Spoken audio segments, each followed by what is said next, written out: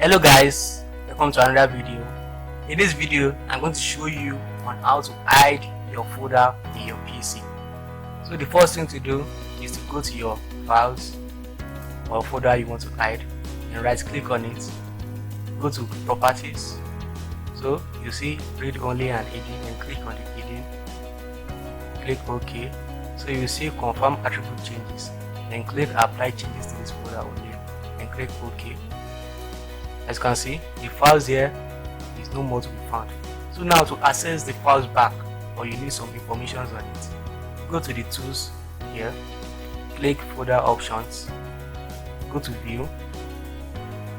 So here under hidden files and folder, so don't show hidden files, here is clicked.